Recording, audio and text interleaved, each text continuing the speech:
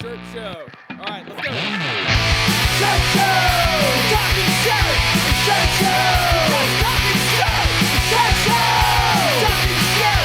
Shirt show! Shirt, man! All right! Blink 182 at Shirt Show! We're talking with Mitch from Perrin Sportswear in Michigan. Let's go!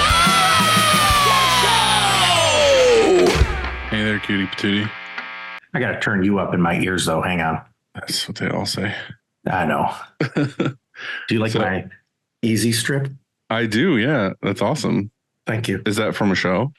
It is from like the early 90s. That's sweet. I figured we'd bring it out. It's A got little retro action. got the awards up there next to it. Is there? I think so. Oh, yeah. Unless those are made up. Absolutely. Those are made up.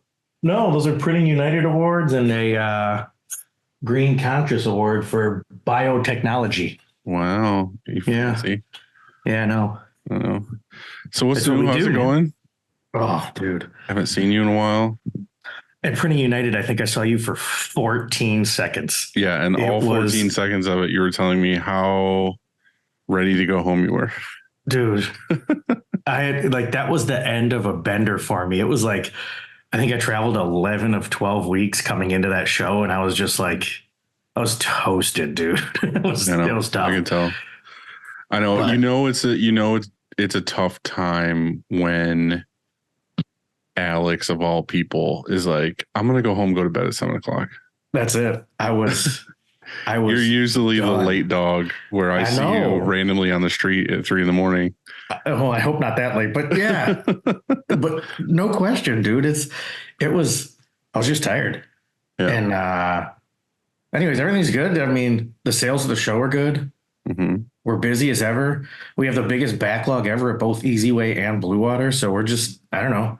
We're busy, man. Hell yeah. I'm loving life. Can't beat it. I know. It's awesome. Obviously I have a Bluewater and I have a lot of people that ask me about it all the time. And Yeah. I just kind of say how much I like it. And then I defer them to you. But what is happening with Bluewater right now? Because I mean, for the people who don't know, Yeah. I mean, you're at shows now and you're like, We're at fully shows now. Yeah. throwing we've everything been off. a little over 2 years in business now, officially. And we're trying to blow up. We're at Long Beach. We're taking a massive booth. We're bringing 3 inline machines. We're launching 2 new machines at Long Beach. One's a solvent recirculator that cleans squeegees and flood bars and de-ink screens.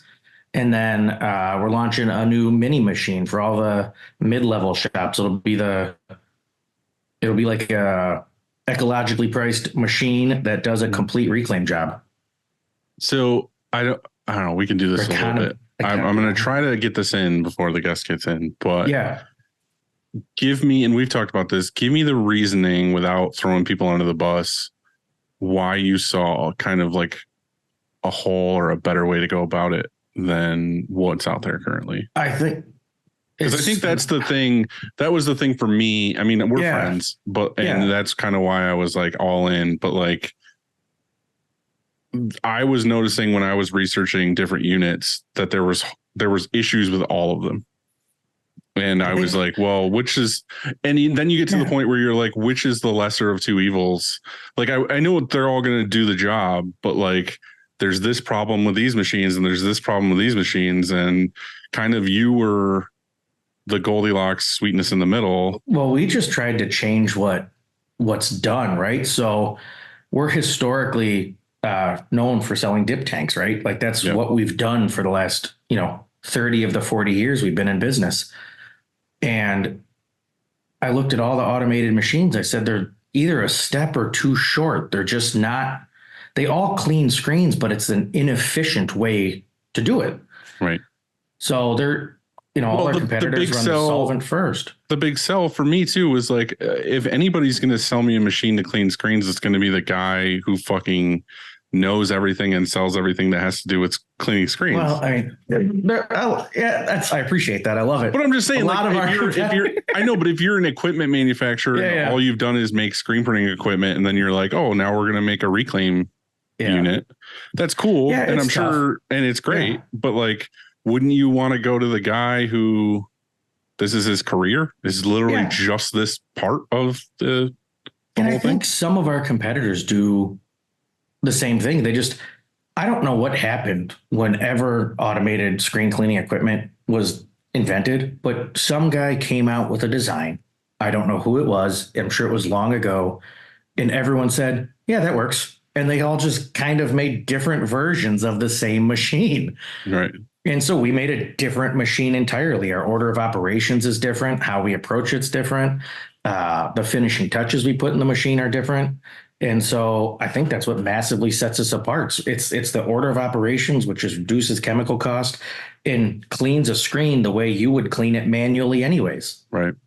Instead of reversing it. That was one of the selling points for me that kind of, again, like not to tarnish anybody's equipment. And there's nothing wrong with any of them. It's just the biggest thing I heard for all the brands was basically like chemicals mixing together or having issues with them 100%. Fighting each other or foaming or just all these issues or just tanks being disgusting and wasting chemical and all this other stuff. Yeah. And or some that have like brushes and like all like I don't know, all these different things. And I was like, how, and I'm a guy where I'll go buy a brand new car, but I will get it dumbed down, no bells and whistles, because it's more shit to break. Like it's more shit to go wrong. Yes. I love the KISS method. Keep it simple, stupid. Yeah. That's like, that's the way to roll. But the thing is the argument for your machine was the only chemical in the machine is 701. That's it. So there's no mixing of chemicals. Nope. And what's funny, again, like I really don't want this to sound like a thing where I'm just hyping it up, but we had that issue with our machine because it was kind of like an earlier beta machine or whatever, where mine's different than the new ones where mine has two pressure washers. Well, remember when I had one pressure washer that wasn't working? Yep. And we didn't know. And it still clean we screens. Didn't know for like 2 weeks because they were coming out clean. Yeah. That we were kind of at like half power and we didn't know, we didn't understand. And so we started seeing issues with like there being chemical on the screen still. And we're like, oh shit, like half the machine is doing the work. And then the rinse part is having an issue. But again, that wasn't anything that had to do with the machine. It was our own, like we had our own water issue to the machine thing. Well, it doesn't matter. Yeah, I always say, you know, the way I describe it is like 80 to 90% of the work is done in the tank up front. The machine is for finishing. Yeah. Like it's like the dab on top, the cherry on top of the ice cream sundae, right? Right. And it seems silly to have an entire long machine to just do that cherry part, but that's what makes them come out clean every time. Right. So for the people who don't know, what's the difference? Like what's the difference between your machine and the other machines? So most of our competitors, I'll say, I can't say all, but let's say 90% of the competitors, they all go solvent, emulsion remover, power washer. And of course, like you said, they all work. They've worked for years. Otherwise, people wouldn't have bought them, right? Right. It's just chemically inefficient because when you run solvent first, you're making it responsible for bulk ink removal. And you're only dehazing that last image area because all the emulsion is still on the mesh. Right. So that solvent gets contaminated really quickly, having to remove all the ink. And then it sprays on the ER and power washes and it does fine.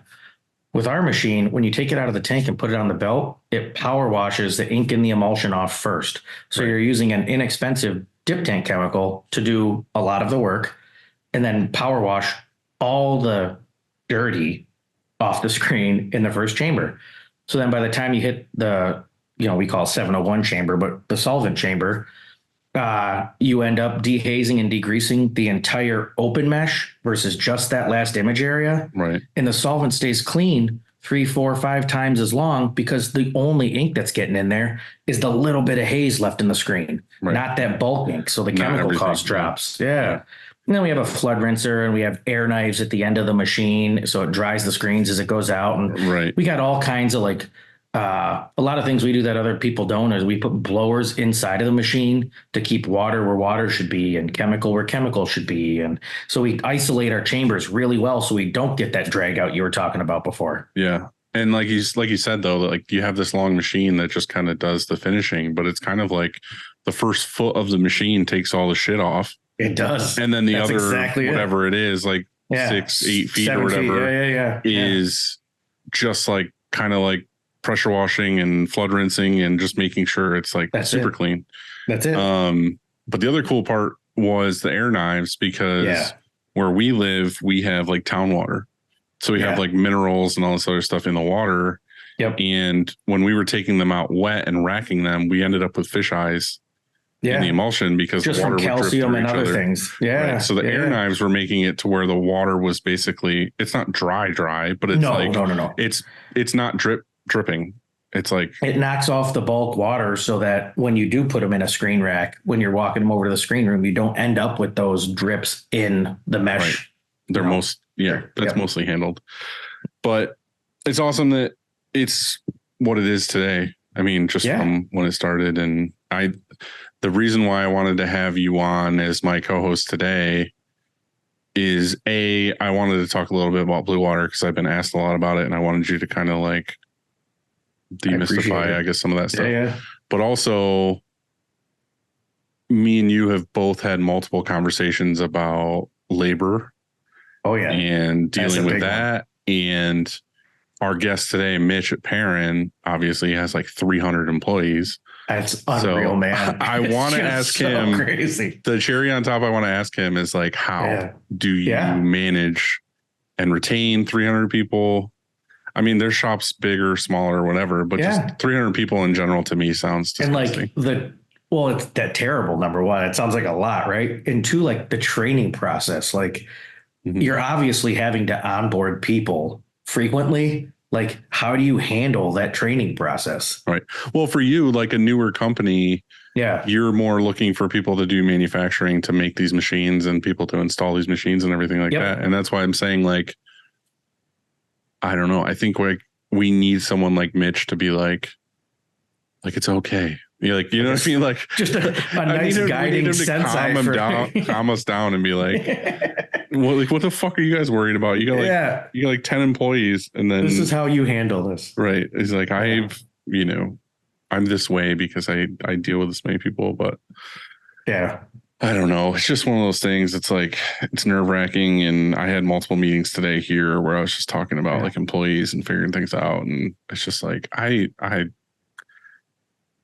screen printing industry is one of those weird ones where you can be any size or have any like direction or niche or whatever, and it's totally fine and totally different.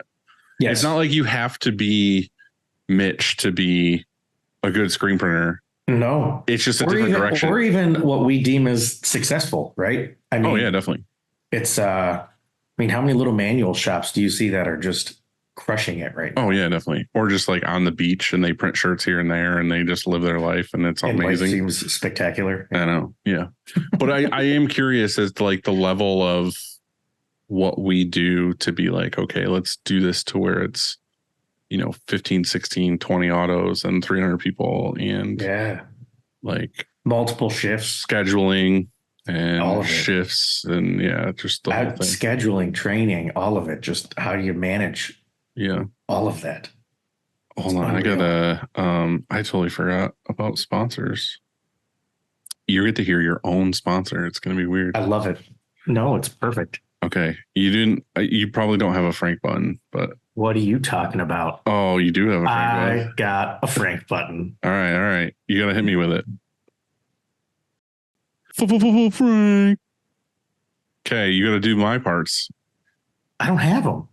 You don't have to know. Well, you can just say, I love Frank and I love his Restretch program.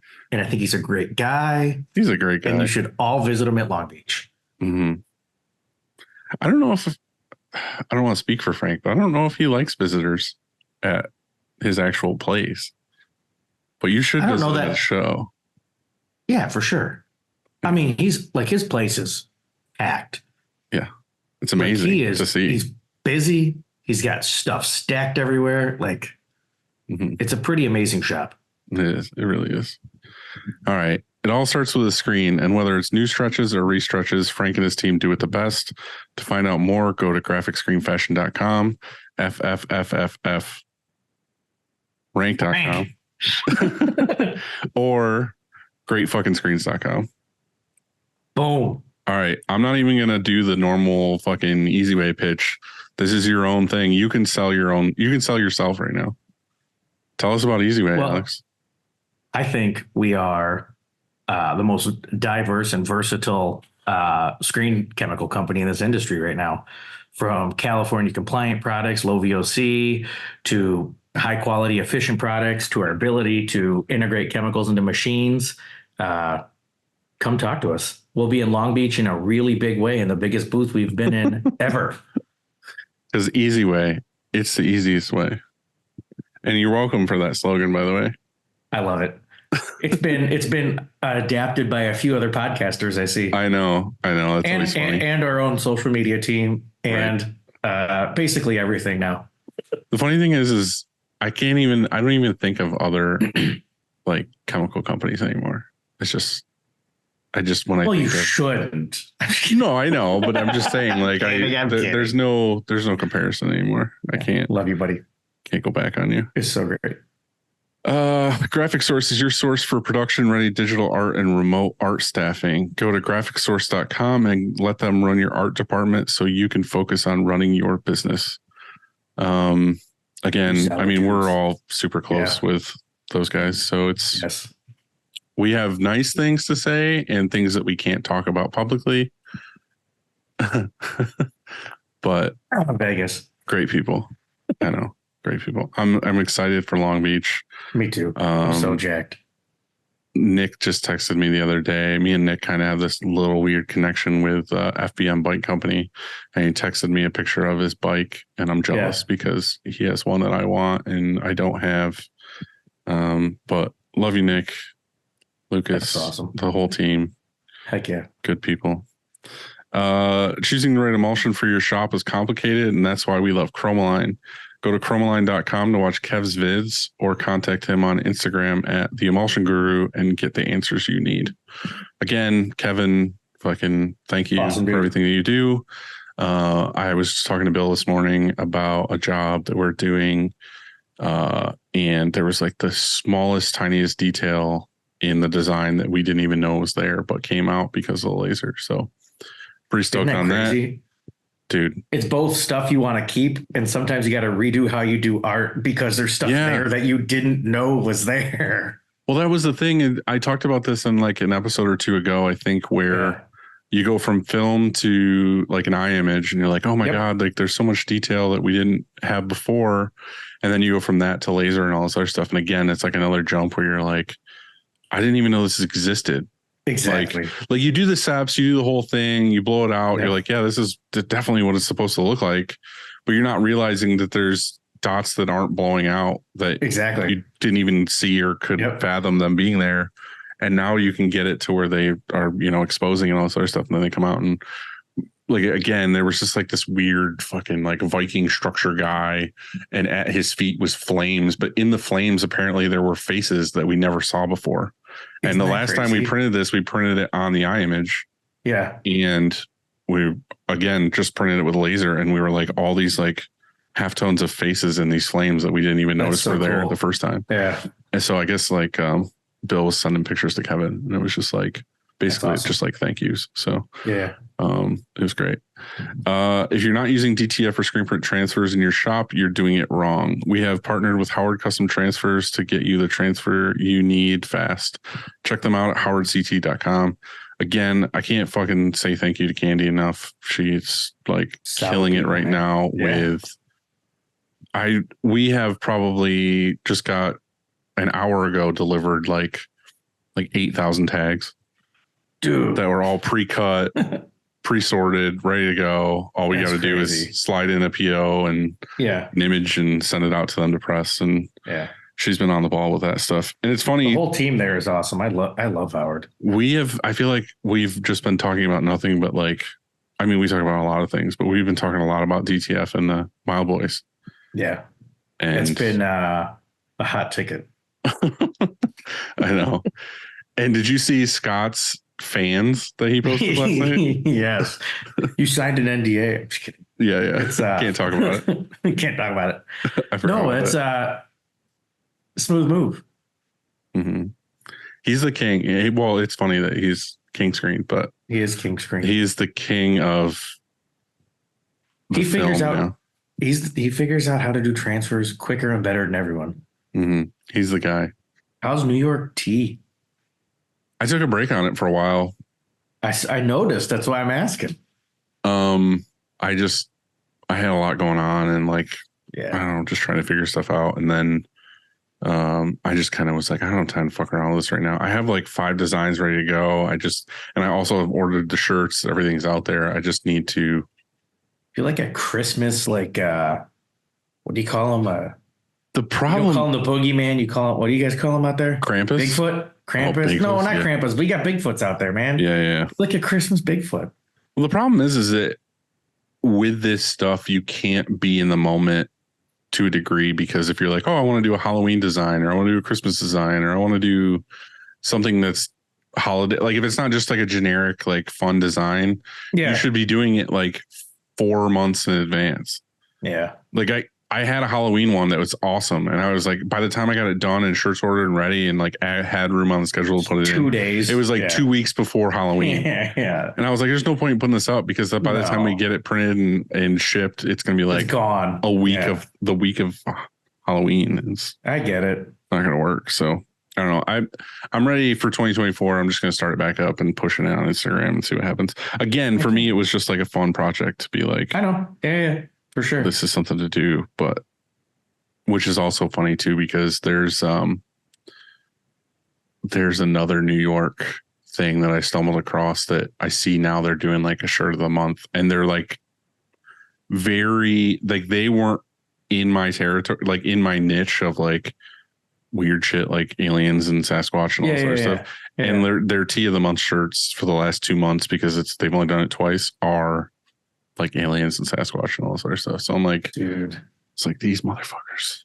That's like straight upstate New York stuff too. Yeah. Like that's, the city and the island. They don't do aliens and Sasquatch. No, it's up here in the woods where we have weird shit. Exactly. All right. So he's here. Sweet. Our guest today is Mitch Heiman from Perrin Sportswear. And he's in Michigan, I think, right? He is. He's in Grand Rapids. And you've been there, right? Yeah, it's I've been there. My cabin's only about 45 minutes north of it. Mm. Yeah, we're right there. Okay, let's let Mitch in. What's up, buddy? Hey, how are you? How are you? Pretty good. It's winter is here, which is not my favorite time of year, but I know you're probably experiencing the same thing. So, did you guys get a bunch of snow yesterday? We did. We've had it kind of on and off since Sunday. It's been snowing and blowing and snowing and blowing, and so yeah. I did a road trip yesterday to a coffee, like a kind of a growing coffee company that is a customer of ours. And it's like a 2-hour drive north. And I didn't realize that they were supposed to get like basically like 10 inches of snow yesterday. Oh, no. So I got up there and it was like beautiful sunny day, upstate New York drive, cold, but whatever. Get there, do the meeting, and then you can see the sky where it's like half beautiful and then half like black. And I'm like, I need to get out of here. And like, as I was driving to Syracuse, it followed me. And then when I got to Syracuse, it was just dumping. And it was, and then I wanted to go to the mall and I ended up watching a movie and all this other stuff. And I was like, I hope to God it's done snowing by the time I leave here, because I'm screwed if not. So, So how's things at Perrin right now? Are you guys swamped? Is it do you kind of are busier in the winter, right? Or does it? No, actually, not have a busy season or a slow season? It really kind of depends. We've got a really diverse customer base. So, but there still are times where we're busier. Summer months are still our busiest months, just for the amount of partners that we have that are busy. But for example, right now, we're actually working on some reorders after Cyber Monday for our e-com accounts. Yeah. So we're doing some replenishment there. We're doing some 2024 new program resets for the airports. So, this week's a pretty big week. But overall, it's quieter, when we're in November, December, January, February than the rest of the year. So for the people that don't know, like you guys are big into like the resorts and the airports and all that other stuff. That's why I was asking too, though, is like, isn't now like kind of peak busy travel season for people? And wouldn't that be when you sell the most items in that kind of market? Well, for some of our airports, absolutely, they're on fire. But right now, it's a little early for like some of the theme parks, like SeaWorld and Busch Gardens. So they haven't really come into season yet. That'll happen after the first of the year. So it really just depends on what segment of our business we're talking about with that. Right. But we do. We work with both of the larger airport partners, but definitely we do more with one than the other. And, so really it just depends, but yeah. Right. So I kind of want to we've talked a bunch because we do the whole Gildan thing together. But I kind of want to get your whole, how you started, how you got into it story. Okay. I don't know how deep dive you want to go or how not deep you want to go, but give me the gist. Okay. Well, I graduated actually in graphic design. And so I have a Bachelor of Fine Arts in design. And after getting out and that was from the University of Iowa. And so after graduation, I went up to Minneapolis and was actually looking for work. And when I was there looking for work, I thought, okay, while I'm interviewing, I still need to do something, make some money and put food on the table, that sort of thing. So there was a place close by that actually had a sign up, a new store opening for evening and weekend hours. And it was actually a new sunglass store. And I thought, okay, you know what? I can interview, look for things during the day. I can do something like that. At night, it's just a few blocks away.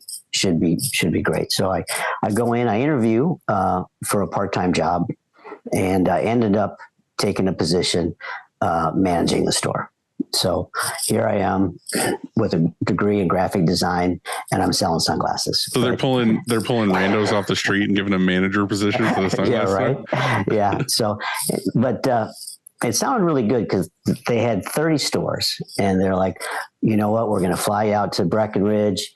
We're going to put you up in a house. You're going to be there for 30 days. You're going to learn all about the sunglass business. Ski when I'm not. Learning about sales. So I thought at that point in time, that sounds like a pretty good gig. So, yeah. So I started with that, got into other sales, ended up on the East Coast with the same company in Lake Placid, New York, where they actually had shirt stores that were actually selling the kind of stuff that we're all printing right now. And so I ended up running 4 stores in Lake Placid, 2 in Stowe, Vermont, and 1 in North Conway, New Hampshire. This is all still for the sunglass thing? Yep. So same group. But what I did is I was going out there and giving the managers at the time sunglass seminars. So I was teaching them how to sell sunglasses. And in doing that, really found that I liked the area, bigger stores, more opportunity for me, doing more than just sunglasses. And so I took on a position there as managing and buying for those stores. Can I ask you a dumb question? Sure. How do you teach someone how to sell sunglasses? Isn't it just like, it's sunny out, I need sunglasses? No, it's like, what's the lens for? What kind, different frames are going to fit different faces. Different lenses are going to perform differently. You've got polarized, you've got gradient, you've got light sensitive, you've got different lens materials, you name it. I mean, there's all sorts of information that goes along with sunglasses. Where are you going to be wearing them? Light increases in intensity 4% every 1,000 feet. How dark of a lens do you need? yada, yada, yada. Right. That is so, I mean, it's very interesting. I don't know about you, Alex, but it's interesting to me because I guess I'm just a cheap ass. And like, you know, those like giveaway sunglasses, like the fucking whatever they are, like 10 cent sunglasses. Yeah. Those are what I wear normally. Okay. I'm just saying, like, I don't know anything about them. I put them on and like I feel better looking into the sun than I do without them. So I've never went and bought like a fancy pair of sunglasses. Well, just think though, if those sunglasses don't have ultraviolet protection, then what you find is you just put something over your eyes, your pupil dilates now, or it doesn't constrict because it doesn't have to because of the brightness. And the only mechanism that your body has to reduce the amount of UV light that would be exposed to your retina has just been taken away by those cheap sunglasses. I want to clap so badly right now because you never needed to know. he just sold me a pair of sunglasses. Now I feel like I have to go buy sunglasses. You do? So you were good at that, by the way. Good job. Yeah. So that was that's awesome. So I ended up, I did that for a while. So when you're in the mountains, everybody knows about mud season, and mud season is the time when, you know what, the ski hill shut down. In this case, it was Whiteface in Lake Placid, and nothing has started up for the summer yet. So there's not a lot going on.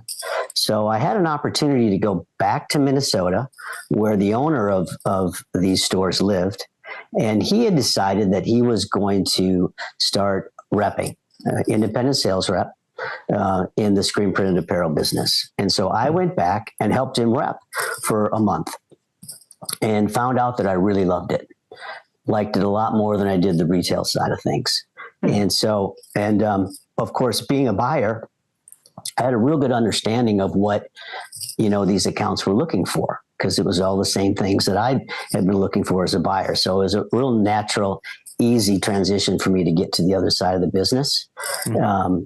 I was a sub rep for a while, and then I was a rep, had the former owner as a partner, and then I ended up going out on my own.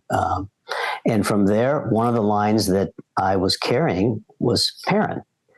And Perrin did very well for me, and I got more and more involved. And they were pretty new at the time and really just in airports. And so when I would ask for moose, icons, images, different things, from my area, they really weren't sure exactly what I needed or what I wanted. And so I started flying over to Perrin and actually helped them develop their line for all areas of the country, because they were really just into airports at the time. Mm-hmm. So I started flying back and forth. From there, I got more involved, became sales manager, moved to Michigan. And then in 2007, we actually purchased the company from the former owner by way of an ESOP, which is employee stock ownership plan. Mm-hmm. Yep. So I became president in 2007, and here we are. So you did that right off the bat. Like, that was the transition of you taking over, was that you were going to do the employee owned thing? So we looked at the owner and myself and the accountant at the time looked at different opportunities for him to get out of the business. He'd been screen printing for a long time, and he was just done. And but he wanted to really make sure that he kept a lot of the longer term employees that he'd worked with at Perrin as well as other places before he started Perrin Sportswear. And so one of the ways and mechanisms to do that was the ESOP.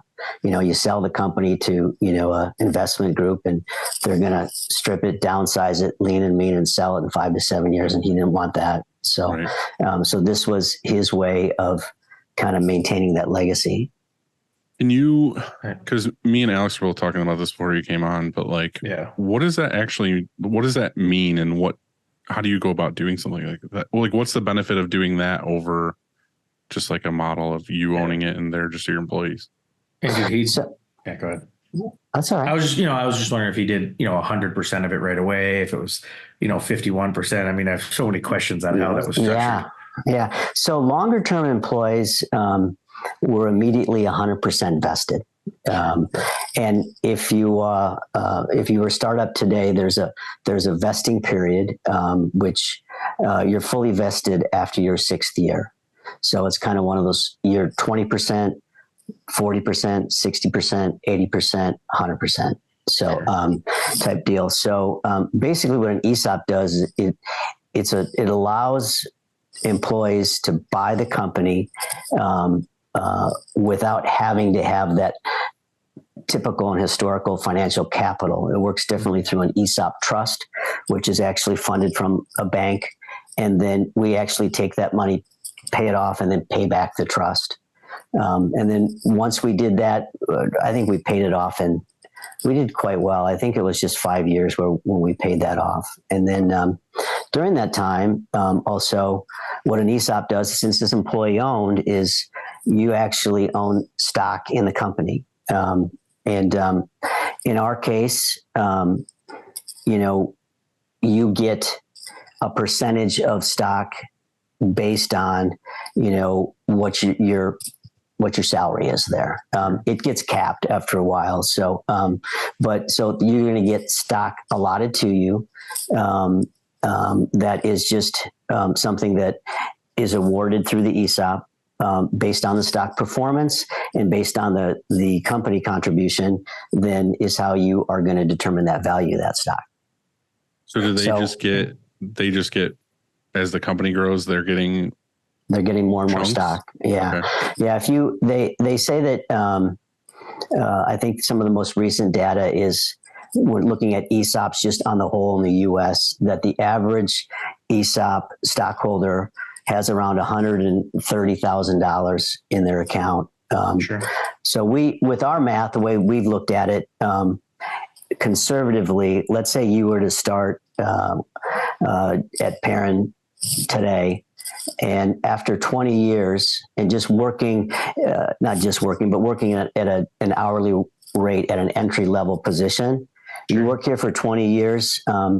With our growth, you're going to have at least $500,000 in that account without having to contribute a penny. So at some point they can just cash out, or how does that work?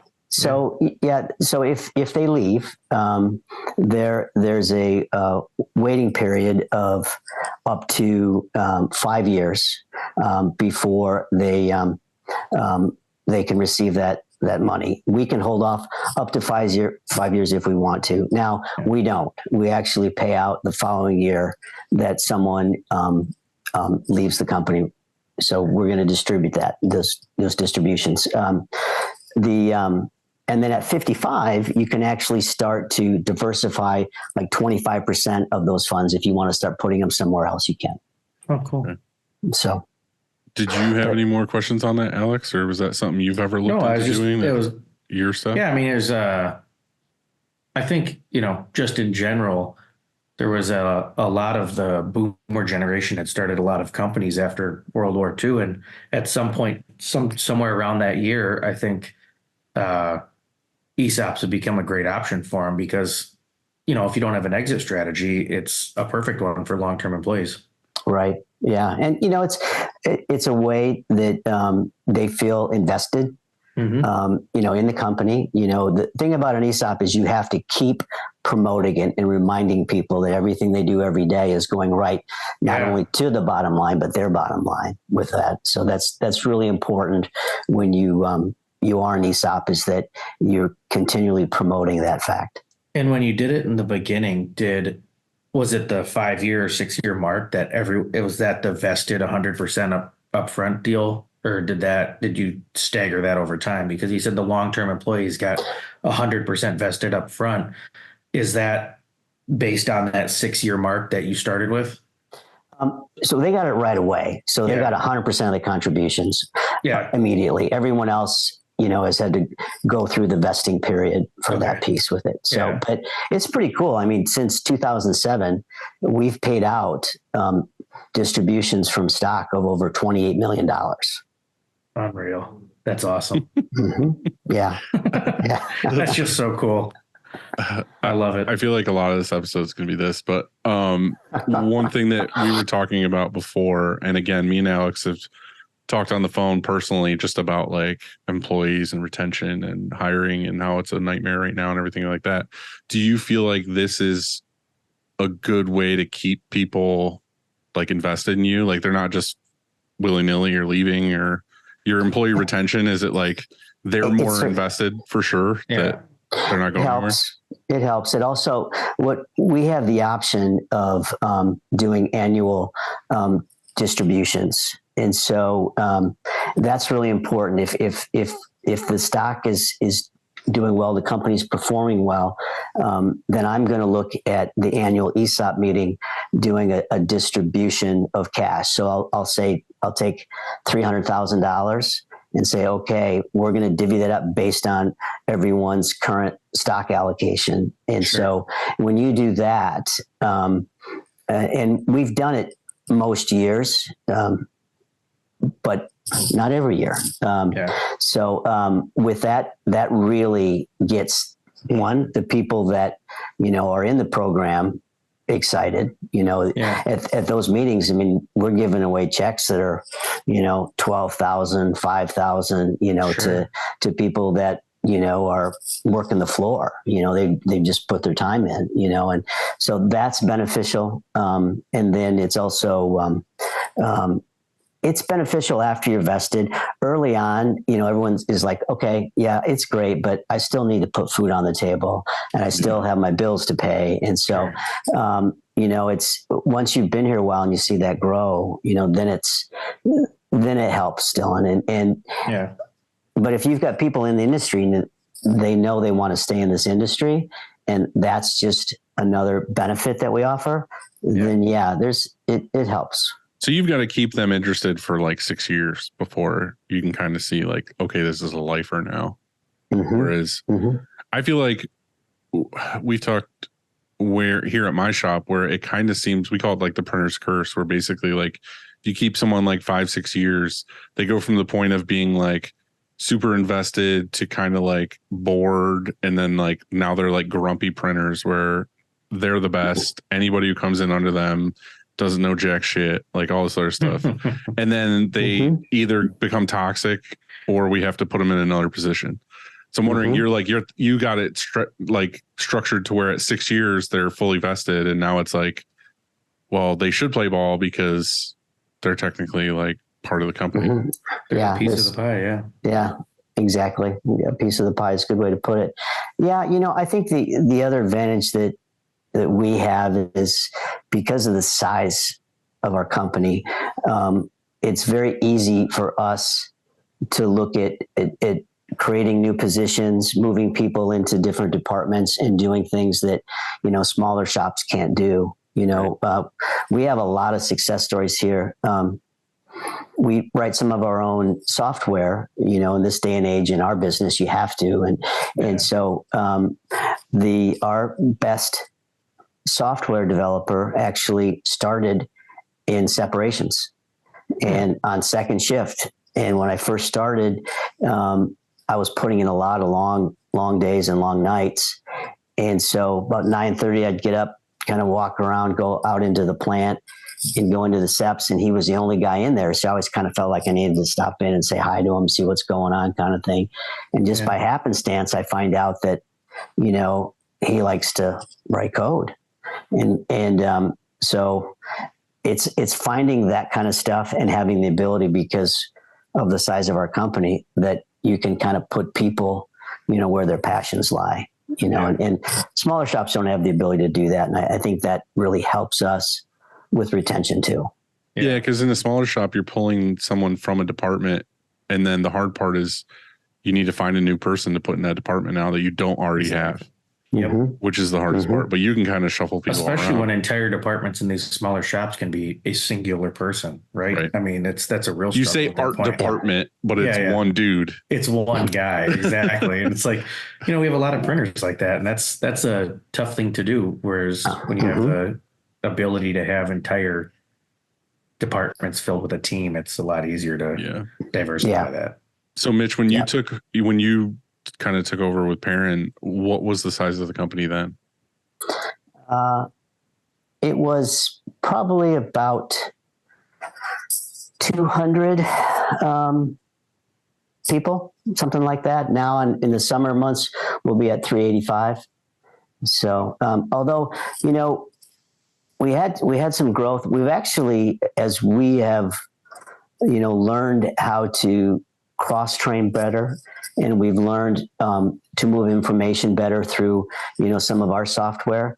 We actually have fewer people in most departments, certainly in the office, because we've gotten more efficient, with technology, that we actually are doing more with less in those areas. When you get back in the production floor, it pretty much is what it is, although because we do a lot of VAS, where we'll end up, pad print in the neck label, we'll be doing folding, we'll be doing, hanging in various things, in value-added services. A lot of times we have those teams kind of follow the work. So they might be in pad print, getting that stuff. Like we just got some ecom stuff today. And when that hits the floor, it's all going to get pad printed. Then it goes actually into screen print. And when it leaves screen print, those same people that were doing the pad print are going to be on the folders, bagging and packaging that stuff for shipment. So they're kind of moving around. Yeah. Yeah. So a lot more of that. I feel like the squirrel thing right now, where you're saying the topic and I'm like, fuck, I really want to talk about that topic, but I don't want to lose track of where we were. Yeah. But one thing I'm playing around with now at our shop is, what's the best way to do an inner neck label? Is it screen printing? Is it transfer? Is it pad print? Have you guys played around with that? Like, you feel like pad print is the way to go, or is it more a volume thing where pad print makes sense because you have to make the plates? It's a volume thing for us more than anything. And because we've got so many different garments, and, like if we've got a neutral label garment that has all the information in it, or it's got it sewn in somewhere else on the garment, where all we have to do is do a print, a reel to reel is nice. It's nice. It's clean, looks good. But when you can't use a reel to reel when you've got to look at care content and all the different, country of origin, RN, what have you. So for us, we used to screen print, but pad print is so much more economical. The one thing that we do have though, or we have two different size pad prints that we do. So we'll have a general size. We've got 4 machines that we do our t-shirts with. And then we've got 2 larger format machines where we actually do all of our fleece with, so that it's legible. You can read it, as you're trying to, if you ever tried to pad print, brush fleece on the inside. Yeah. So we use those machines for fleece with that. The nice thing about the pad print too is you don't have to run it through a dryer. It's done. It's done. It's fast. Yeah. Yeah. We can do 10,000 pad prints a day. So, it's fast. Awesome. Okay. I went on a sidetrack and go ahead. Do you guys do fulfillment out of your building? Like individual fulfillment, or do you just do like restock for your partners? Yeah, we do not do it. But I shouldn't say that. We're starting to do some of our own e-com sites, Shopify sites, for some things that we're doing right now. And those are done individually. And actually the reason we do them is we've got some product that's a lot of it's located within the airports, and it's a new brand that we developed, and it's doing very well. But once, the customer leaves the airport, there's only like 6 cities you can find it in, right? We're kind of being very careful about placement and keeping the brand integrity as we sell it and release it. So it's one of those things where, I kept getting so many emails that were like, hey, where can I get it? Where can I get it? And for a while, it's a brand called Vacation Land, and it's really kind of goes back to a simpler time, share the memories. It's retro, kitschy type art, done on pigment dyes and some garments that we relabel, as well as garments that we make. But because of that, it's really harkens back to this old family road trip type travel. When people would ask about it, I'd say, hey, what do you need? What size? I'll send you something out. And then if you like it, send me a check. And they'd be like, what? And so, but I thought that's what it would be like back then. Right. So, so that's kind of how we did it. But I kept getting inundated, as well as, you know, other people that were managing some of these requests, that it's like, we got to just do it. We got to do a Shopify site just so that we can direct them there. And so we're not touching this all the time. So, so we're doing it for that reason. Not necessarily just because we wanted to open up a Shopify site, because quite honestly, the last thing I want to do is be a competitor to my partners, you know, but actually, the nice thing is the first thing when they get there is we're going to refer them back to a place where they can get it outside of the airport. And if that doesn't work, then they can order it from us and we'll do that. So you said for that, you're manufacturing your own blanks? Some of them. Yeah. It depends on what it is. You know, we do mainly our fleece or higher end garments. We'll make those, overseas. I've got two partners that do a nice job in Pakistan with that. So I don't want to poke at you and try to get like, I don't know, like trade secrets on that whole thing, because I'm sure that's like a whole thing. But like, at what point do you make a decision of buying a finished blank or making your own? Like, I'm sure it's price, but like, what's the ultimate benefit of you creating your own blanks?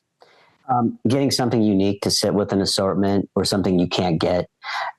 Trust me, if I can buy it and not make it, I'm going to do it every time, because, you know, sourcing product is a lot of work. I don't care what you say. It's a lot of work. So you would rather buy a finished blank. Oh yeah. But you're doing it this way because there's a hole in the market that you need to fill to keep that customer? Or? Yeah. Like, you know, I mean, there's only so many, you know, basic fleece products that a customer is going to buy, or fashion products that they're going to buy. And, you know, some of those, if you go out and try and buy those, they're really expensive, you know? So when all of a sudden there's a blank that I can make with all sorts of bells and whistles, for overseas for $6.75 to $9. And if I go to try and buy it from a distributor, that thing's going to be $17, $18. Well, that's just priced my customer, you know, out of the market in a lot of cases. So, so then it's got to be a unique way them. to sell a package too, right? I mean, you can sell them a custom piece of, custom fleece, custom shirt, whatever it is. But how far ahead in their forecasting does that have to take place? Because I'm sure there's R&D with like, oh, we have to come up with this custom hoodie or whatever it is with all these things. Like, how much back and forth is it from idea to finished product and ready for you guys to print and all that other stuff?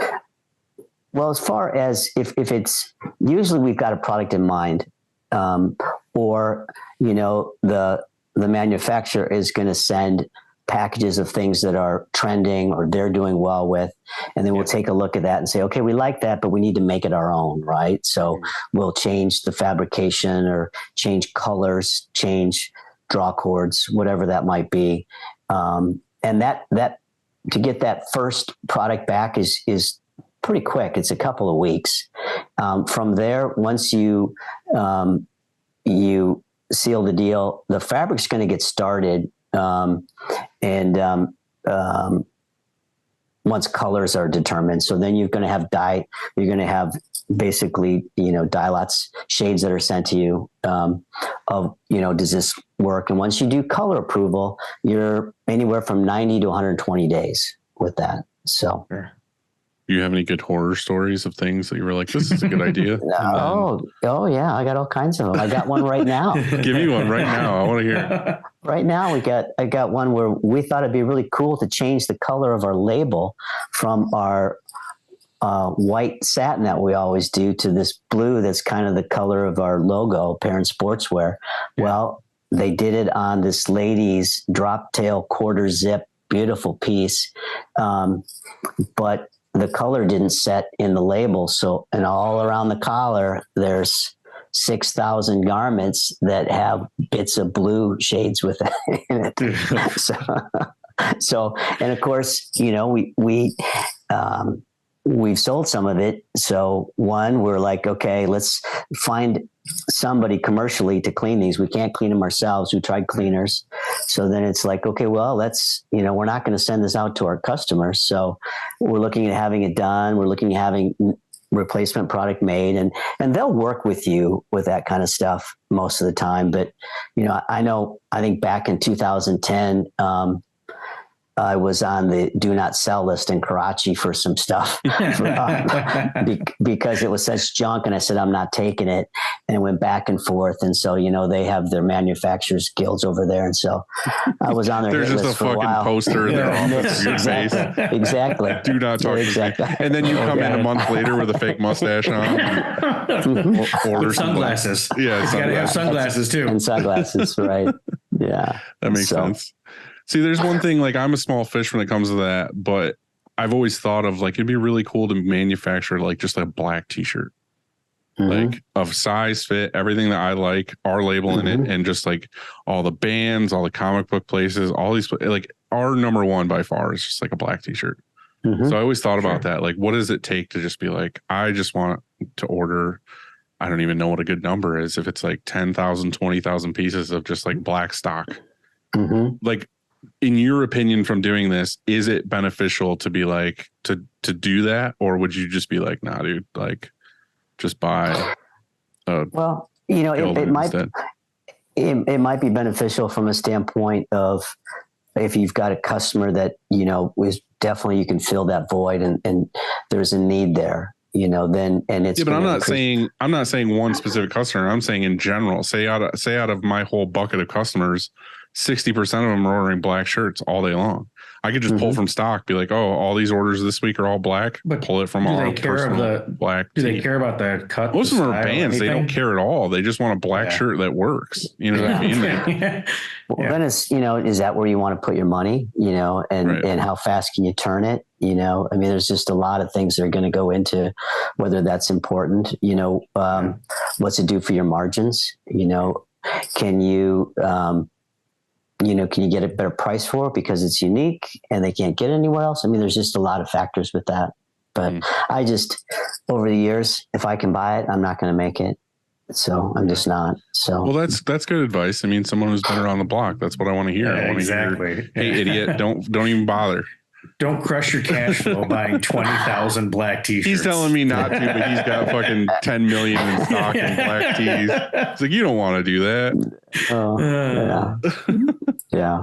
That's terrible. So, all right, we got to step back. You bought the company. You did the employee thing. What's the next step? Like, so you go from selling sunglasses to being like, oh, I'm going to take over a company that has 200 and some odd employees. Is that not daunting? Was that ultra stressful? What was your first, did you just walk into a company that's running and now you just manage it, or did you have to make some big changes?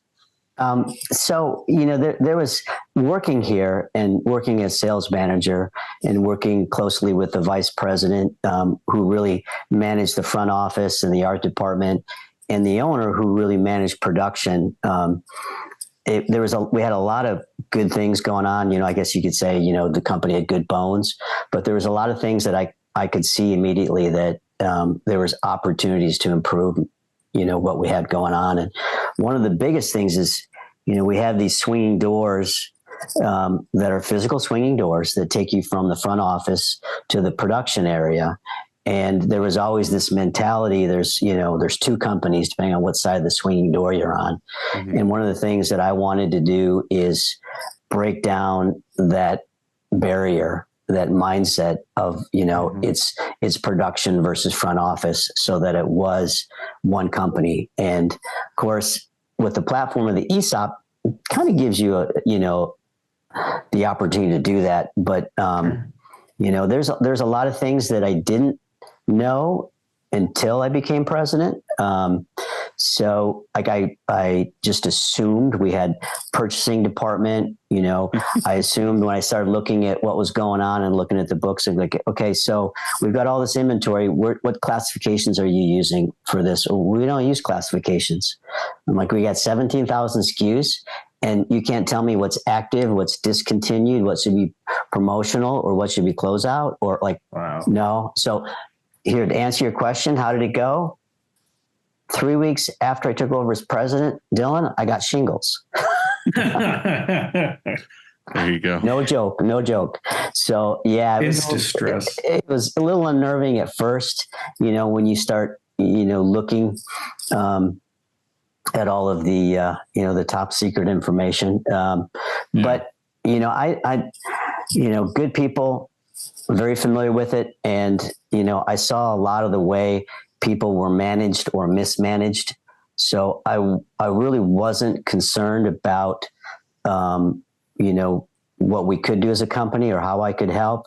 But it was certainly, it was a process because you got a lot of people that, people are resistant to change and there's a lot of angst between the production and front office and breaking those barriers down and getting that, but I did it with spending a lot of time getting back on the floor, Mitch, and tell us how, because I would love to know that secret because I've been fighting that thing for forever.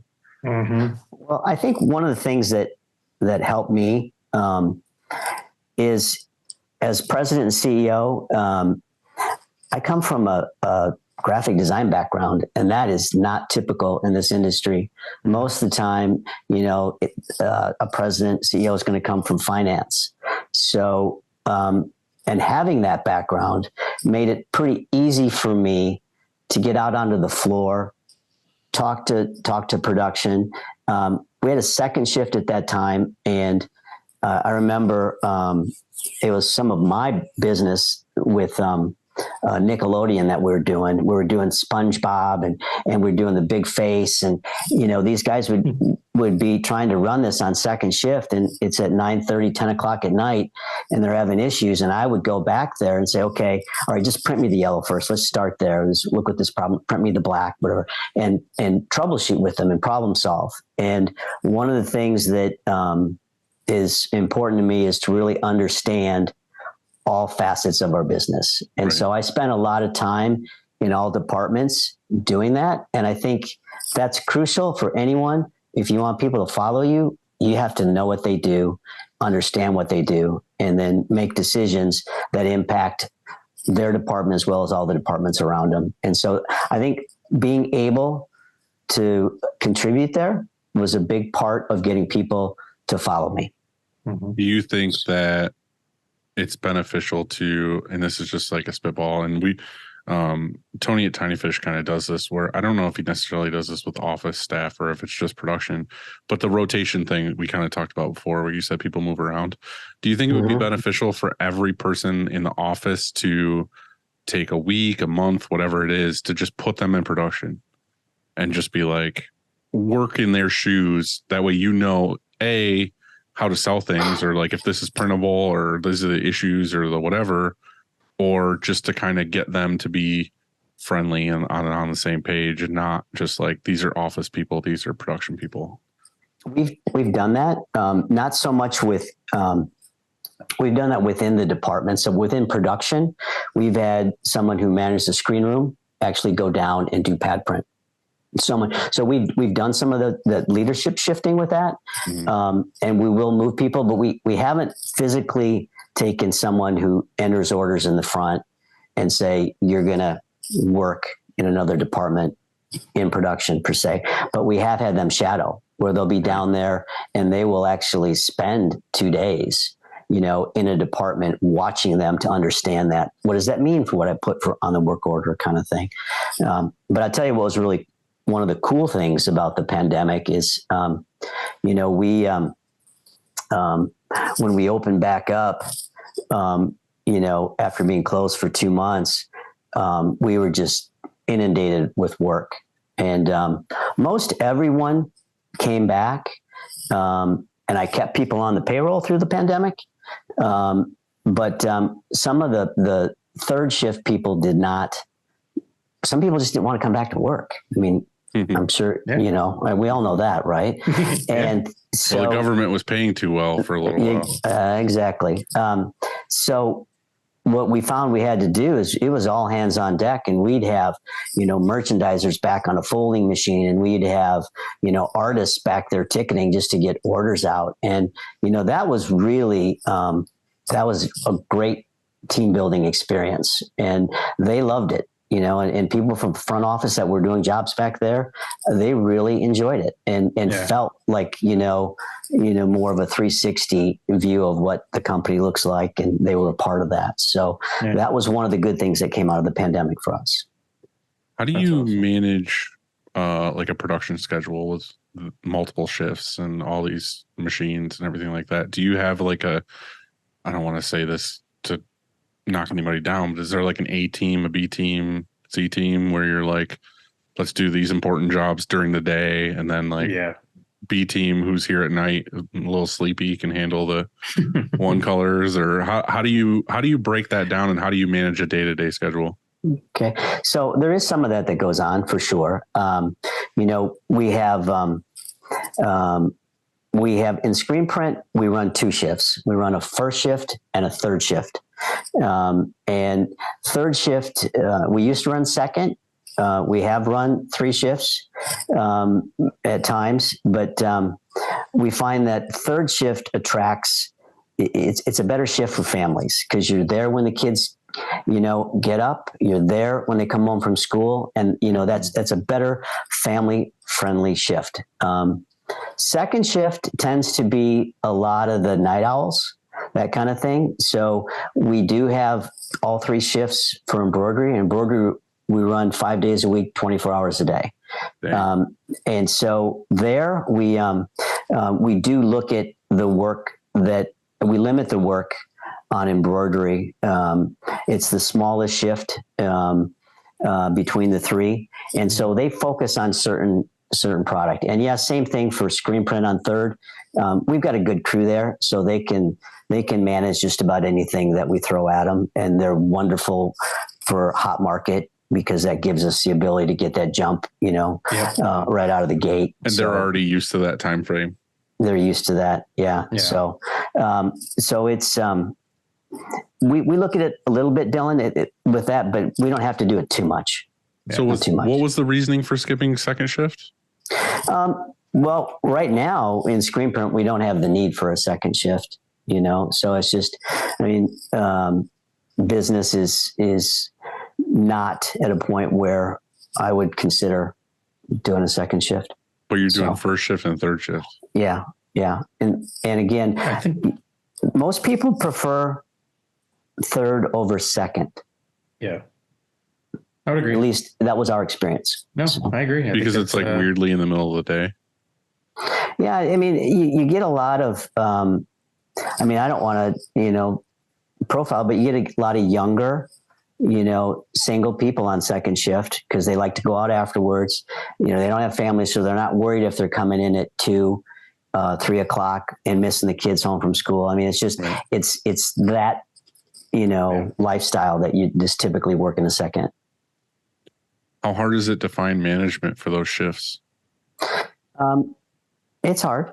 Yeah. This year we just completed a year-long leadership course that was 2 hours one week, 4 hours the other week for anyone that was in a leadership role or we thought would want to be in a leadership role, just to help them with learning some of those skill sets. You know how it is. You get people they do a great job. They kind of rise up because of their skill set. They've got that technical ability, but they may not have the experience of it. Yeah. So that was I'm kind of looking forward to getting, a summary of that, but it was front office, back office. Again, we took leaders between production and office and mixed them up together within their team groups. And that went on from, I'm going to say the end of the first quarter, just finished 2 weeks ago. So is that something that you guys created, or is that like a third party thing that you send them to? it's a third party thing that we actually sent 2 people to, and they learned it, and it was kind of a train the trainer program. Right. So we had our HR manager as well as someone else in production that went through the courses. And then when they were done, they were the ones that implemented the program on site here. So is it like generic manager train? Not, I mean, not super generic, but is it focused on the screen printing market or the textile market, or is it just management in general? Just leadership, communication, engagement. There's all sorts of different, topics throughout the curriculum there. It's called DDI, but there's a lot of them out there. DDI is kind of a global leader in that sort of thing. So what do you feel like is the biggest takeaway from doing something like that? Do you feel like it's beneficial? I know you're a large company and it's one of those things like you kind of want to do, but like, even if you're a smaller shop, do you feel like that's something that's beneficial that some people should look into, or you have to be to a certain scale to even bother? I think it's a matter of how many people that you're really wanting to train. I mean, there's obviously smaller individual options. If you're a smaller shop, hopefully you or some of your management should be mentoring through the whole process with that. But I think it's one of those things though that's difficult for me is, like I was into art and music, and I was like, what sounds like a good career is screen printing.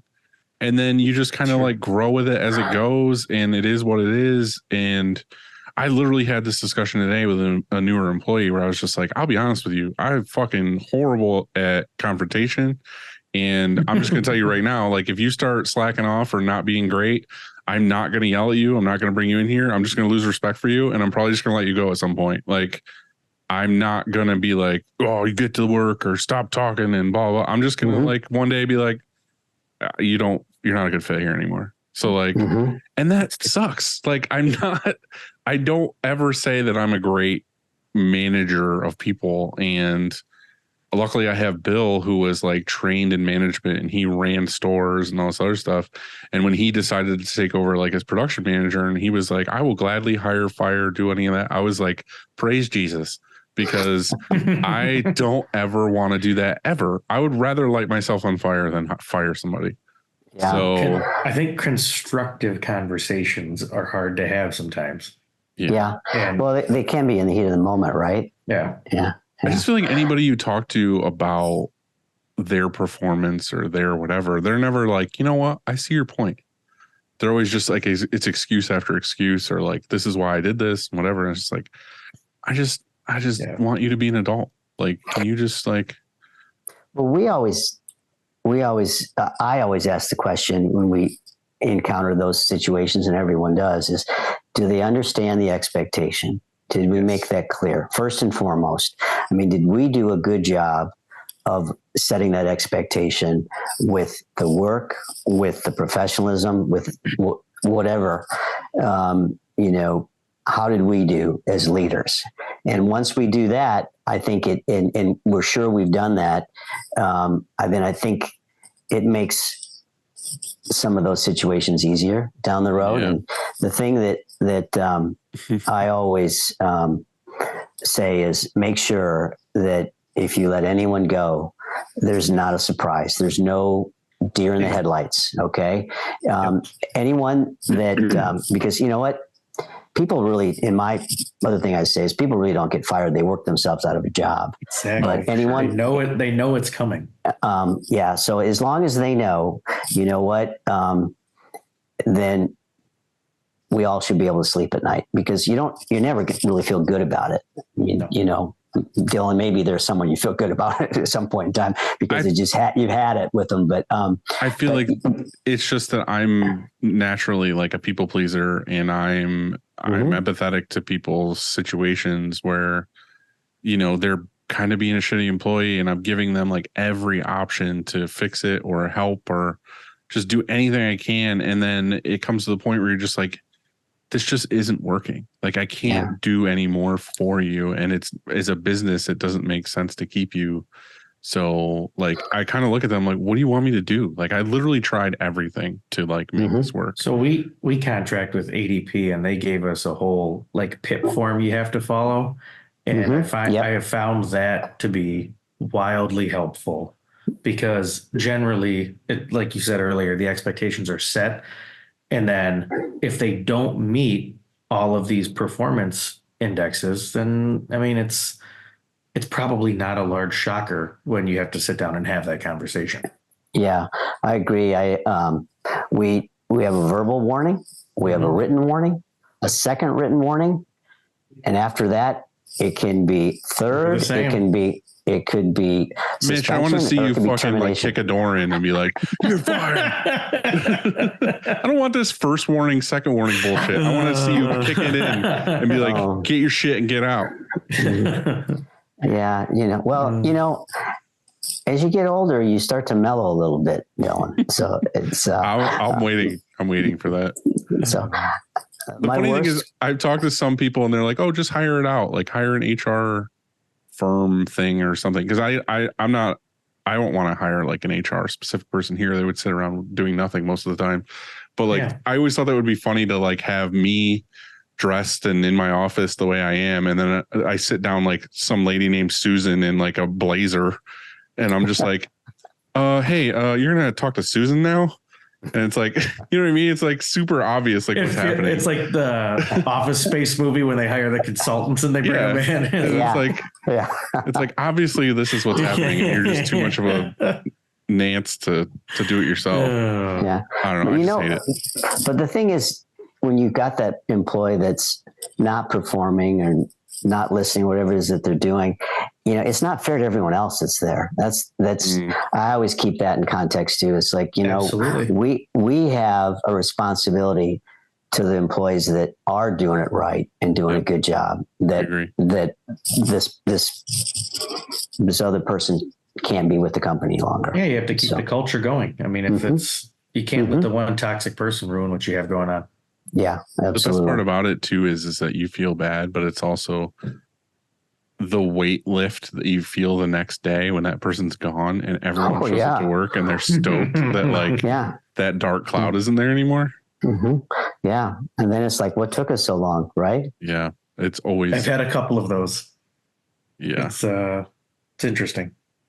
So Alex, you're kind of a different thing from me because you're looking for just straight manufacturing people. Like what's been your struggle with hiring lately? So we're still growing, right? We're 2 years into this the chemical company's 43 years old, right? But our equipment manufacturing company is only 2 years old.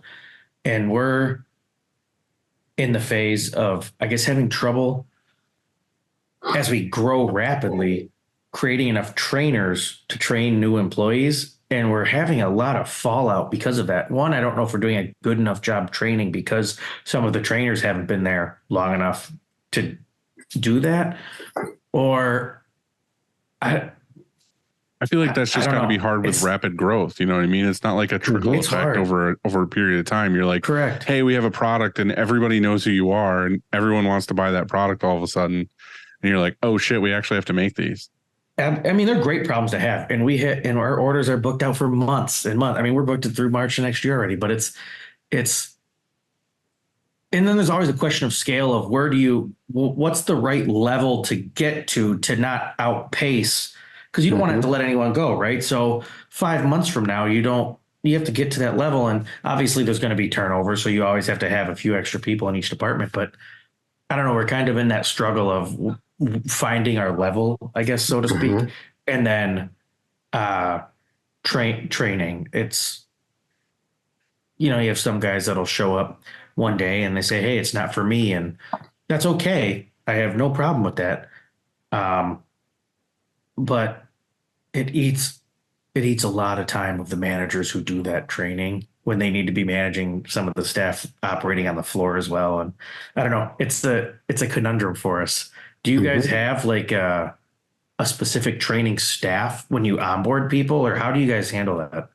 Yeah, we do. I mean, it's, we're going to have, we make sure we don't start someone in a position that's, going to be daunting, that is highly technical or whatnot. So we're really going to start people off with, you're not going to start off as an operator, on an auto unless you've got experience. Otherwise, you're going to start off on part of the 3-person team, and you're probably going to be at the end of the dryer to start. And then you might be an unloader, and then, if that's where you want to go, we'll figure out the roadmap to get you there, but I think you're right when it comes to, if we have people that we lose early on, usually it's because we didn't do a good job at training them. They don't even know how they're supposed to be engaged on the floor, and they quickly lose interest with that. So, but we break off our screen print production, which is one of our larger areas. We have zone leaders as well. So not only are you going to have an operator who is the team lead, but you'll have a zone leader over them. And then you'll have a floor manager over them. So we try and have people on the floor as much as possible, no matter where the department is, so that, they are there to make sure that they're assisting. We also, I really, and I know this sounds crazy, but I look at the numbers and I look at, our throughput. But I really try not to stress that with the leadership on the floor. I'm more concerned about, the quality, and the numbers will come. They'll always come when you get there. So, so I think it's tough when they're worried about having an IR. They're worried about, what they're getting, off the dryer through the course of the day. And so we try and minimize that as much as possible. That's a really good topic. Is how do you manage that? Because I've always had that problem too. Again, where I'm kind of like a lax boss, in my opinion, where I'm never out in the shop being like, come on guys, hurry up. Like, let's get this shit done. Let's get these jobs done. But I feel like production and management always have this stress of like, I got to get these done. I got to get these done. Even though there is no overhead, like hurry up, get these done management. It's just like, I feel like production in general just gets this thing where they feel like there's stuff stress when there isn't. Do you have that necessarily where it's just agreed that they do? And it's like, no one said this has to get done today, guys. I just don't get it. Like I don't understand.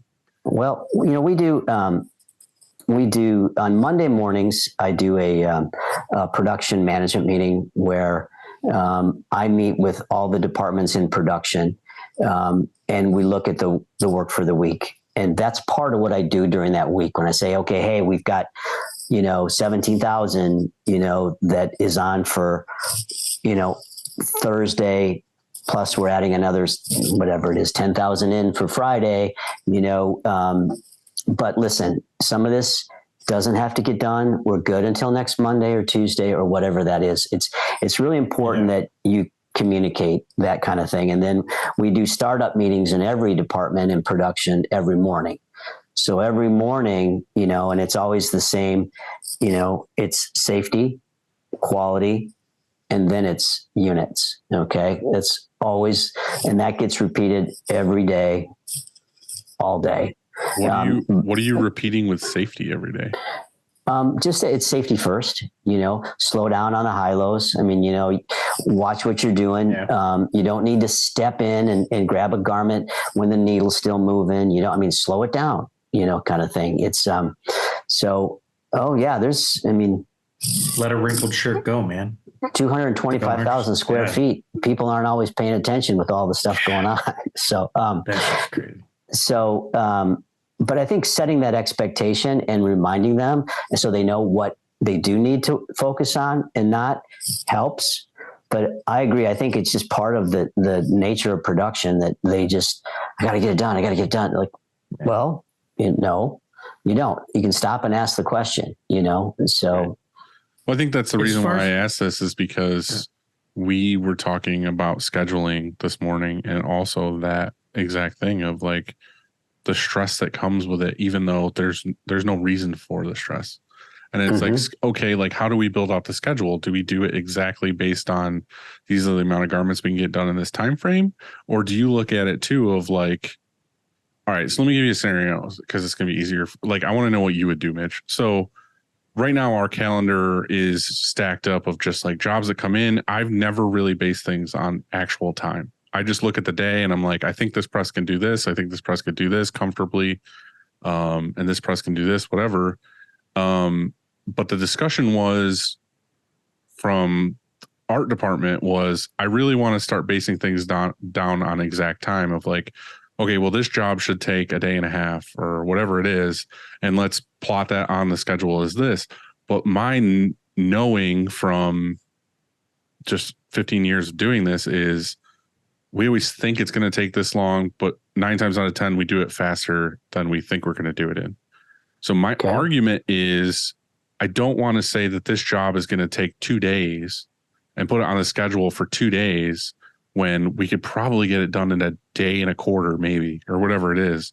Because my fear is that production is going to look at that and be like, well, we've got 2 days to get it done. And then it's going to take them 2 days. You know what I'm saying? And for me, it's like in the office too. It's like you might have 3 hours worth of emails, but what they do is they stretch it to an 8-hour day. And it's, oh, I did my inbox all day. And then it's kind of, it's like way more lax, but it's like, in reality, if I put them more chaotic on the schedule of these are the jobs I think you should get done today, then they're going to be like, all right, well, in my mind, there's this job plus 2 other jobs on today. When in reality, they might do the 1 job and then the 2 jobs will get dragged to the next day that they didn't get done. But at least they're in their face of like, you could potentially do these today. So that was my argument with them. And we didn't really come to a conclusion. I just said like, we'll think about it. We'll figure out a better solution. What would you do? Are you more based on time tracking? Yeah, we schedule to what historically we can get done. So, if we can do, if we're going to be running 14 machines that day, we're going to look at, how many setups we historically get done. And then we're going to schedule to that. Now, if they pull ahead, great. If they fall behind, great. And you can look at it and say, okay, well, we know we've got, jobs coming up for, Skittles and Sesame Street, which are high color. They're going to take longer. Set-ins are longer. We know that we're going to probably have to catch up later in the week with something, but we stick to a schedule of what we can get done based on our average screen counts overall by setups. Okay. So we schedule X number of setups, and we also look at the order size. So, but typically we'll still schedule by setup and say, okay, so average order this week is 156. Average order is, next week is 370. Okay. Well, they're not going to get it all done, but we still schedule by those setups, knowing that it's going to take a little bit longer for the runs. But we let production know that, but we don't deviate from what, our standard allotted production schedule times are. Right. Are you figuring out those production times based on averages over time, or are you just like, all right, well, we want to run at a dwell of 6 seconds instead of 4 seconds, and setup time is an hour, and we don't get that granular. We do have historical data. So we'll be looking at, how many machines we're running. And after that, we're just going to look at, we know what our average order size is every week. It doesn't vary that much unless you've got something that, is just really outside of the norm. And we know, our average screen counts are, 3.47 screens, so it's kind of like, all right, so here we go. And in embroidery, it's a little different with appliques and things. There, we actually do look at, certain work because we know it takes longer on the machines down there. So that one, we do look at that work because there are some variances between when we're running caps versus running, a full 2-color applique on a fleece. But generally those machines are telling you like, this is how long it's going to take to run this job, correct? Yeah. We know. So when the scheduler is looking at that, so we have someone that manages the front office and also is integral in all of our scheduling. So she's going to look at that when jobs come in. She's going to say, okay, of this particular art number, which is a program for an account, say for the airports, we know we're going to be running it every week all year long, she knows how long that takes and she'll schedule accordingly. And when she puts that in there, and she's got some software that helps with that, it's going to give her that next available date for an embroidery with that. So, Alex, I kind of cut you off. Did you have something that you wanted to add to that? No, but you did bring up a question for me. No. Have you ever thought about, I'll remember it in a second. Have you ever thought about just scheduling your presses continuously versus by the day? If you're, I mean, well, we schedule. We schedule. We don't schedule every day. I mean, we're scheduling right now. We're scheduling next available ship date is, I think, 8 business days out, maybe. Sure. So we're scheduling. That's the next available date. So we're usually, and we'll usually be around 5 to 7 days. So, and then we'll just fire up more machines if we need to stay within that reorder timeline. Yeah. I don't know. It's a tough topic for me just because I know that there's going to be people out there that are going to say, oh, well, you need production data and you need to figure out, your exact times and all this other stuff. But the problem is, I keep saying, is it's such a custom market where there's things I feel like the schedule is a living, breathing thing. It isn't hey, we're booked up 3 weeks and this is the schedule. It's not going to move, not going to change. It's like customers are calling all day long of like, can I throw in a 200 piece rush job tomorrow? Or I need this, or actually, can I pick this up today? And it's like, things are moving constantly. And I'm just afraid to go so meticulous with times and all this and lay the schedule out perfectly to where you're like, okay, cool. Like I figured all this out time wise. And then someone calls and says, throw in this rush order. And then you move it into the schedule. And then now everything's fucked because like this doesn't fit in this day anymore. And I got to move half of this job to this day. And it's like, I feel like it would be a nightmare. But my biggest concern with our talk this morning was I just didn't want people to look at that as, okay, now that this is how we're laying this out. This is etched in stone. Yeah. There is a propensity of people to get done what's in front of them, right? And so if they don't have as much in front of them, right, they may not get as much done. Out, right? Yeah. So I think you do have to, whether you've got, granular scheduling tools or it's, just the fact of instinct for as long as you've been doing this and knowing your shop, I would schedule for the work of what it is. And I would say, don't give yourself fluff if you don't need it. Yeah. And my argument to that is that over all these years, the same shit happens all the time. It's like this week, we got so much shit to do. And the first look on Monday, everyone's like, oh, I'm so stressed out. There's so much shit to do. There's no possible way we could do all this by all week or whatever. There's no way we can get all this done. And then Thursday rolls around and we're like, man, we finished all that shit already. I didn't think that would happen.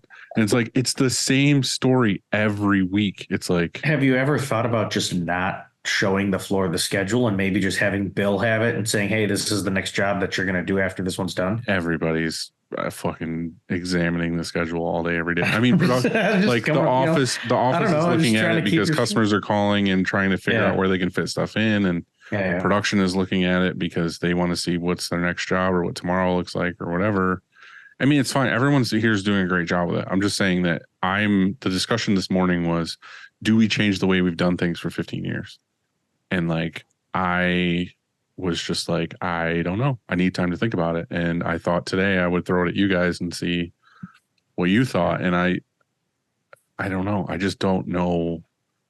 My gut is telling me to just keep it the same way it was because I feel like it puts a healthy amount of stress and pressure on people to get those jobs done rather than be like, this is the word, this is the way, we're only doing this job today kind of thing.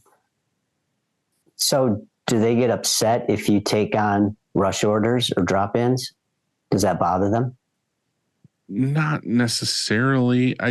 My argument again was the early days, the first 5-6 years where the small team of us, and Alex, some of the guys that work here, I've had the entire time. Yep. Like, I'm like, think of the days where we had like no heat or fucking, we were working until 10 o'clock at night every night, getting jobs done. And we were busting our ass. And it's like, oh, let's go home, go to bed, wait for tomorrow. And now we don't ever work past 5. It's like we never work late. We do what we're doing. It's an 8-hour day. And they're like, oh my God, I'm so stressed out. I'm like, you worked a fucking 8-hour day. Like, I don't know what to tell you. Like, nothing's crazy. Like, we have heat and water and food and fucking music playing, and we work 9 to 5. Like, what's the problem? But again, that I don't know if that's me as a boss just being like, fuck it up. Is that all of your employees, or is it your newer employees? I feel like it's just one of those things that everybody talks and everybody gets into a flow of way of thinking. And I don't know. Okay. We've had a couple times, even in our short 2 years at the equipment manufacturing company, where it's generally one person that can, I don't want to say poison the well, but there's a heavier influence, let's say, from one person. And, you know, when a person leaves or is dismissed, that whole psychological shift happens on the crew. And I think some of those go away. And I don't know if you have that or not, but I think that does happen. Again, like it's not that big of an issue. It's not that big of a problem. It's just something that we brought up, and I want to think more into it and see if, again, like, I'm very open all the time of any employee being like, I don't think this works. Is there a better way to do this? And I would love to look into it. Like, I'm not one of those guys that's just like, this was my idea and it has to stay. Yeah. But if there's a better way to do it, then cool, let's figure that out. But I don't know if there is. One of the things that we do, if anytime we're going to be delivering information that we know has the potential to be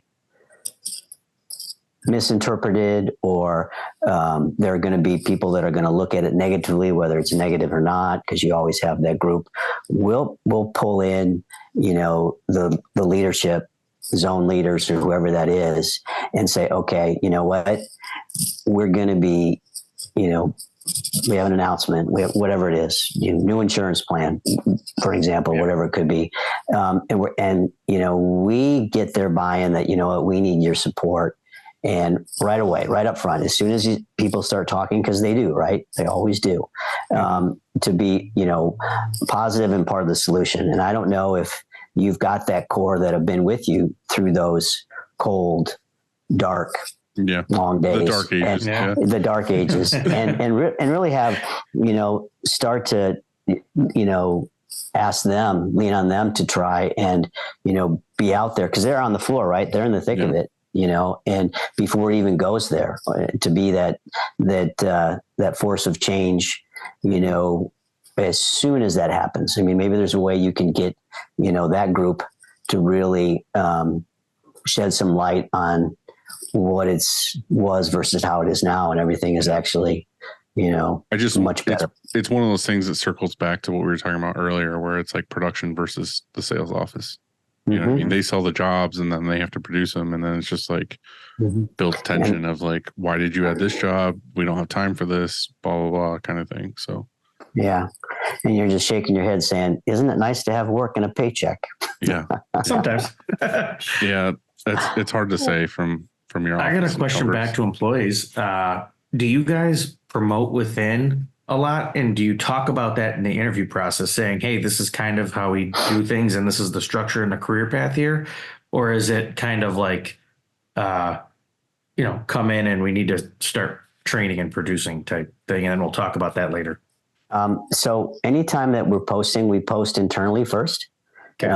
And then we'll post externally, you know, day or two later. But we like to do that to give a shot to people inside as well. Sometimes they, you know, if we don't feel that we have a candidate and we post internally, we'll ask them to interview, and then they'll actually sit down with, you know, the people they're going to report to for that position, and have a group interview within. Usually it's a little bit easier if we're looking at an internal promotion that there's a group of leadership. So it's not one person that, you know, was the roadblock or creates a negative, experience in the employee's mind if they don't get the position. So, but we'll post, internally for sure. Now, not everything can be filled internally, but we like to start there. So as far as, career paths and opportunities, I think it's really important to take the time to find out what they like, and what they're passionate about. And, I'll go back to what I said. We have people that are in roles that aren't even close to where they started in the building. And we have departments that didn't exist when I first took over, that we've added to. So, I mean, I think it's kind of trying to find and marry the individual to, where, they're in the best seat on the bus. I always say through the interview process, through the, when we go through our review process with our employees, you got to tell me what you like, what you don't like, where you want to go. Because if we're going to get there, we need a roadmap. So what's your roadmap look like? If I have a roadmap, you know what, then we can look at what skills we need to make sure you're learning to get to where you want to go here. So it's just as important to make sure that you open up that channel of dialogue. And it's important that the employee is, they need to own it too and take a piece in that and getting there. So absolutely. Yeah. I have one last question for you, Mitch, and then we'll let you get back to being Lord Perrin.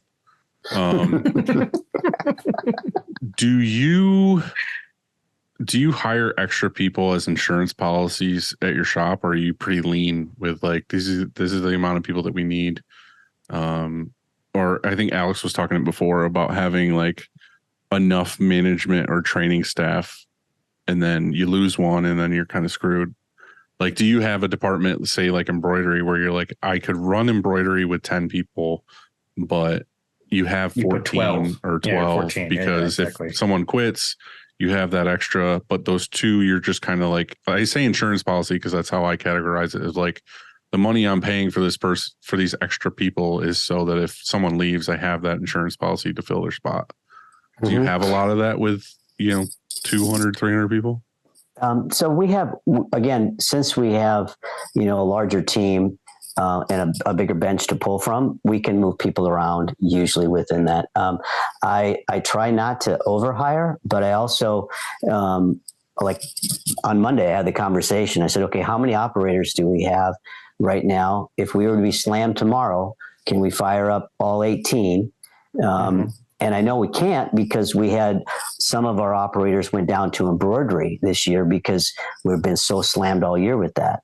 So I'm like, okay, we got to start thinking about it now, because, it takes time and you don't want to try and train someone when you're in the thick of it. Yeah. So we do try and preemptively look at when we think we're going to need people when we cycle back up, or whatever, events are happening through the course of the year, so that it's not that last minute trying to scramble sort of thing. But I think it's, and I when I took over, it was very much the owner was in charge of the back and told people what to do. And the vice president was in charge of the front and told people what to do. And you know what? That's when I first started, empowering people. Oh my gosh, they didn't like it because they weren't used to it. They weren't used to the decision making. They weren't used to a lot of those things. And so nobody wants the responsibility. Yeah. They all thought they wanted it when they didn't have it, when they were being told what to do. But then so then, once you start giving it to them, they're like, oh my gosh, this is too much. So that was a big learning curve, and to train and to teach and to get them into that role. But, my thing is, I want them to be able to make these decisions. If you're a leader at Perrin, we're servant leaders. Our role is to get them everything they need to succeed. So that's my job. It's not to have to continually throughout the course of the day tell them what to do. I have to make a lot of decisions through the course of the day, but it shouldn't be telling them what to do. So, but that's not an easy thing to instill always. Right. Yeah. How much of a hand do you have in the business still? I mean, obviously you're doing it, but like, are you kind of hands off to a degree of working on the business instead of in the business, or are you like being in the thick of it? I'm in the thick of it. First of all, I have 14 direct reports. So, I mean, there's a lot of things through the course of the day that just within all these departments that I get involved with. I still manage our largest account. So I run point in sales on that account. And I also assist sales with, all of our mid-tier accounts and quite a bit along the way. I'm involved with creation. Before coming in here, I was working on some new felt embroidery designs and ideas. So that I was going to ask you mentioned a few times that your degree was in graphic design, but you never once said that you did any graphic design. Yeah. So, but yeah, and that's probably one of the reasons I love this industry, right? I have a chance to really use some of those skills with color and images and formats. Right. So yeah. Mm-hmm. Yeah, I always thought that was cool that we don't necessarily have to be the direct artist, but we can bring their art to life. Yeah. To a degree. Yeah. You know what I mean? Absolutely. Yeah. Well, thanks, Mitch, for coming on and doing this. I've been wanting to do this for a while. Like I said, it's been fun hanging out with you with the guild and stuff, and it looks like we're going to be doing some more stuff together. We are. Alex, thank you for joining today. Absolutely. From Easiway and Bluewater. And I'll let you guys go back to work. It's the middle of a Wednesday. All right. Well, thanks, guys. Yep. Thank you. Thanks, Mitch. We'll see you later. All right. Bye-bye.